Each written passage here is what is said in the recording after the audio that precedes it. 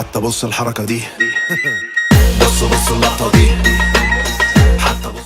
في اخر كل حلقة مراجعة هنعملها هتلاقينا سايبين تقييم للمنتج اللي معانا. التقييم بيبقى متقسم ل3 مستويات: جود وبيست وإديتور تشويس. هنختار ما بين البرفورمانس والفاليو وحاجات كتيرة قوي في المنتج. لو انت جربت القطعة دي بنفسك والتقييم بتاعنا ليك اي تعليق عليه، سواء شايف القطعة تستاهل تقييم اعلى او تقييم اقل، ابقى مبسوط اكيد لو شاركتنا برأيك في التعليقات ونستفيد كلنا. لو قدرت افيدك باي معلومة ما تنساش تعمل لايك للحلقة واشتراك في القناة، ولو عايز شرح لاي معلومة تقنية او مراجعة الهاردوير ابعت لي تحت في التعليقات. هيا بنا في رحلة شهابية جديدة.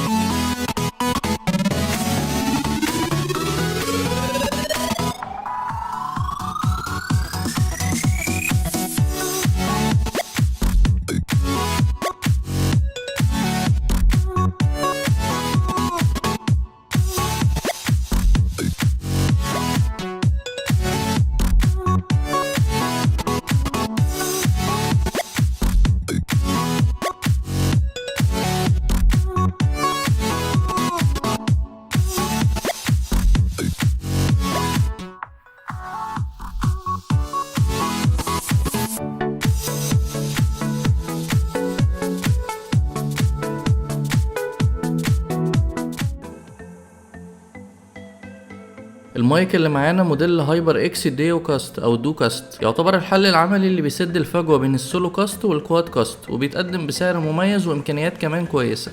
تصميم المايك احترافي، بيجي على شكل كبسوله او اسطوانه كلها باللون الاسود. النص اللي تحت مصنوع من المعدن عالي الجوده، عليه شعار هايبر اكس باللون السيلفر، والنص اللي فوق فيه فتحات بالشكل المعتاد لاغلب المايكات. الخامات تعتبر في الاغلب من المعدن، بالاضافه لبعض القطع البلاستيك البسيطه. كواليتي التصنيع بشكل عام محترمه جدا. من النص في زي دايره حوالين المايك بالكامل بتنور RGB بمعدل 16 مليون لون. فوق خالص هنلاقي الزرار التاتش اللي في اغلب مايكات هايبر اكس، مجرد لما تلمسه هتقدر تكتم الصوت بالكامل، وهتلاقي الاضاءه كمان طفت كاشاره على ان الصوت اتكتم يعني. ظهر المايك فيه مكانين، واحد لتوصيل سماعة خارجية عن طريق مخرج 3.5 مللي بمقاومة 32 اوم. التردد بتاعه بيوصل ل 20,000 هرتز، وده مناسب جدا للسماعات المتوسطة وهيديك كواليتي صوت معقولة جدا.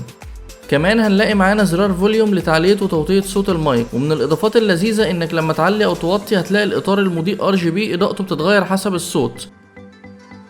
تكوين المايك داخليا واضح من اسمه ديو او دو. معانا عدد 2 مايك في اتجاهين مختلفين، دايناميك رينج بتاعهم 24 بت، ومعدل التقاط الاصوات 96 كيلو هرتز. معانا وضعيتين للتسجيل. الوضعية الأولى اللي هي التسجيل الأحادي، يعني هيسجل من اتجاه واحد مقابل للمايك. الوضع التاني اللي هو 360 درجة، وده بيلقط الصوت من كل الاتجاهات، عشان لو قاعد مع كذا حد حوالين ترابيزة مثلا يجيب صوتكم بالتوازي مع بعض. معانا السوفت وير الشهير لمنتجات هايبر اكس انجينيتي، هنقدر من خلاله نعدل اعدادات المايك سواء الصوت والدرجات بتاعته او وضعية التسجيل، واكيد هنتحكم في الاضاءة من خلاله، نقدر نثبته على لون او نختار من كذا لون، ونمط الاضاءة كمان بتتحكم فيه. وزن المايك بالكامل حوالي 240 جرام، وتقدر تحركه فوق وتحت بالشكل ده حسب راحتك. الستاند فيه انتي فايبريت او منع للصدمات، عبارة عن كذا استك جوه التصميم الدائري ده، معمولين بطريقة حلوة جدا بحيث ما يعملش نويز وانت شغال. قاعدة المايك في الستاند بتاعه فيها 3 كاوتشات جلد عشان تضمن لك افضل ثبات على اي سطح او ترابيزة هتحطه عليها. هنلاقي قطعة اضافية جاية مع المايك تقدر تبدلها بالقطعة اللي في الحامل نفسه، بحيث يكون معاك مكان تركب فيه المايك على اي ستاند خارجي بسهولة وتستخدمه بدون الستاند بتاعه. المايك بيدعم الكمبيوتر والPS4 و5 والماك، وده شيء مميز جدا.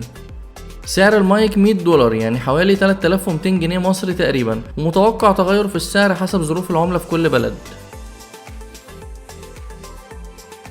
بعد تجربتنا للمايك فعايز اقولك ان ده من افضل المايكات اللي ممكن تستخدمها في الفئة السعرية دي. الفيديو بالكامل متسجل بالمايك ده، وتقدر تشوف اي حلقة قبل دي متسجلة بالكواد كاست اس اللي معانا من هايبر اكس برضو. هتلاقوا الفروق مش ضخمة قوي ولا جذرية بعد التظبيطات، يعني مفيش فرق السما والارض، حاجات بسيطة قوي.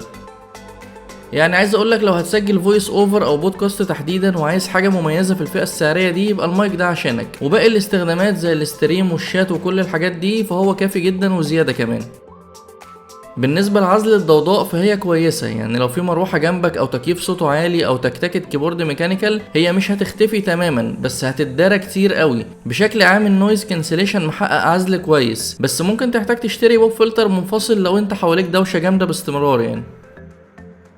نقط زي ان التحكم في الاضاءة واوضاع التسجيل من خلال السوفت وير بس، يعني اعتقد لو كان ليها زرار في المايك كان هيبقى افضل، بس شغال يعني مش الحاجات اللي هتوقفنا، احنا اكبر من كده.